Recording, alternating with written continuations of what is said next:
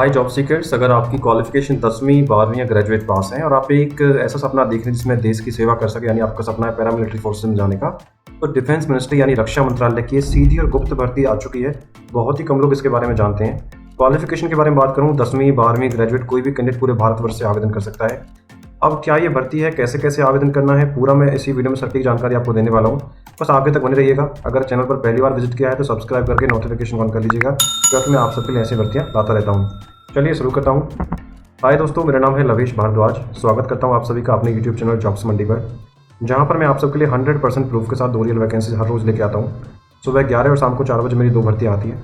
अगर आप चाहते हो भैया हर रोज़ आपके फ़ोन पर डेली नया वैकेंसी मिलता रहे, अपडेट होता रहे, तो चैनल से जुड़ जाइए। चैनल को सब्सक्राइब करके नोटिफिकेशन को ऑन कर लीजिए, बेल आइकन को प्रेस कर लीजिएगा, जैसा आपने अभी भी दाएं साइड की कॉर्नर स्क्रीन पर देखा है।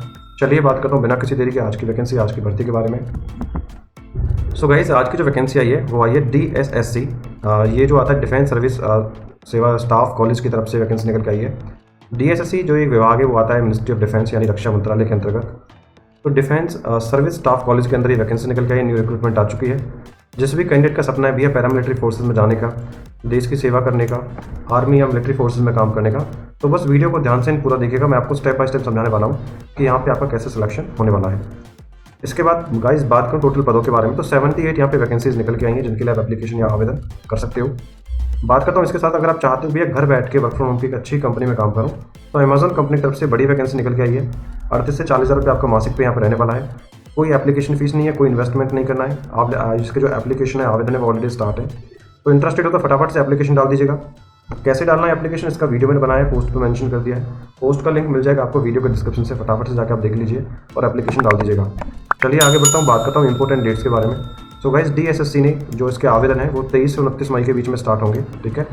लास्ट डेट 21 दिन के अंदर आपके यहाँ रहनी है। जब से आपका एप्लीकेशन स्टार्ट होगा उसके विद इन द 21 डेज आपको ये फॉर्म भरना होगा। और एग्जाम की डेट अभी कोई नोटिफाई नहीं हुई है, जैसे आती है आपको दोबारा से वीडियो बना के या फिर इंस्टाग्राम या व्हाट्सएप चैनल पर आपको मैं बता दूंगा, ठीक है। चलिए अब आगे बढ़ता हूँ, बात करता हूँ एप्लीकेशन फीस के बारे में। तो भाई आप किसी भी कैटेगरी में आते हो, SC ST जनरल OBC, यहाँ पे कोई भी एप्लीकेशन चार्जेस आपको पे नहीं करना, फ्री में बिल्कुल आप आवेदन इसमें कर सकते हो, ठीक है। बात करता हूँ दोस्तों मासिक सैलरी के बारे में, कितना आपको वेतन यहाँ पे मिलने वाला है। तो यहाँ पे आपका जो सिलेक्शन रहेगा एज पर द पोस्ट यहाँ पे रहने वाला है, और एज पर द पोस्ट के हिसाब से यहाँ पे आपकी जो सैलरी ग्रेड है वो रखा गया है। As per the pay level 1 से लेकर पे लेवल 5 तक का यहाँ पे सैलरी स्लैब रखा गया है। तो क्राइटेरिया की बात करूँ, as per the pay level 1 से लेकर पे लेवल 5 के बीच में जो आपका सैलरी रहेगा 19,900 से लेकर 90,300 के बीच में आपका यहाँ पे सैलरी आपका रहने वाला है, ठीक है। आगे बढ़ता हूँ दोस्तों, बात करता हूँ एलिजिबिलिटी क्वालिफिकेशन यानी योग्यता के बारे में।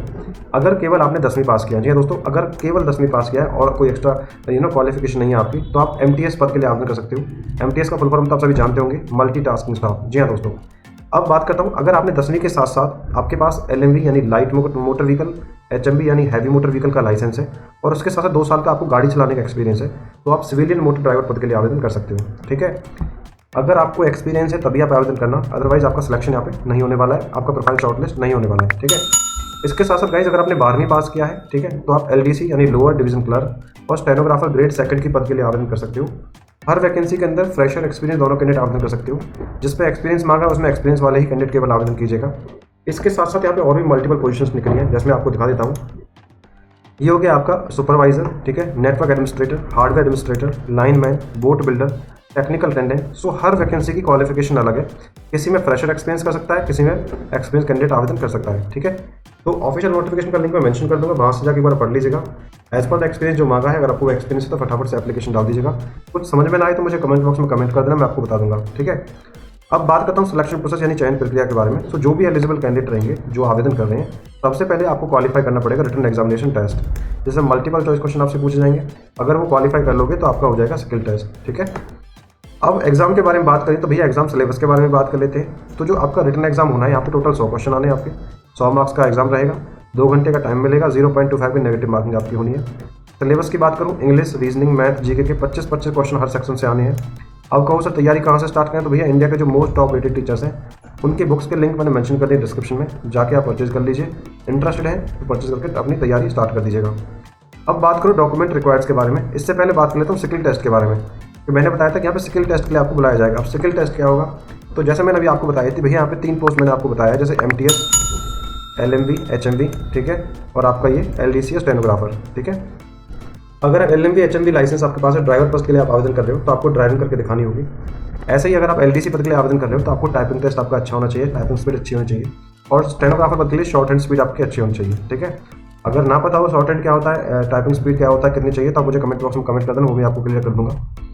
बाकी गाइस डॉक्यूमेंट क्या क्या रिक्वायर्ड चाहिए एप्लीकेशन के टाइम पे, मैट्रिकुलेशन हायर सेकेंडरी स्कूल का सर्टिफिकेट, अगर ग्रेजुएशन कर रखा है तो ग्रेजुएशन की मार्क्स की कॉपीज, उसके प्रोविजनल सर्टिफिकेट। ठीक है, कास्ट कैटेगरी सर्टिफिकेट, अगर आपके पास कोई कास्ट या कैटेगरी सर्टिफिकेट है तो आधार कार्ड की कॉपी, पासपोर्ट साइज फोटोग्राफ्स। ठीक है, एक्सपीरियंस लेटर, अगर जिस वैकेंसी में एक्सपीरियंस मांगा है तो वहाँ एक्सपीरियंस लेटर लगाना होगा, और स्कैन सिग्नेचर कॉपी। ठीक है, और भी कुछ समझ में ना आए तो मुझे मैं कमेंट बॉक्स में कमेंट कर देना, बता दूंगा मैं आपको।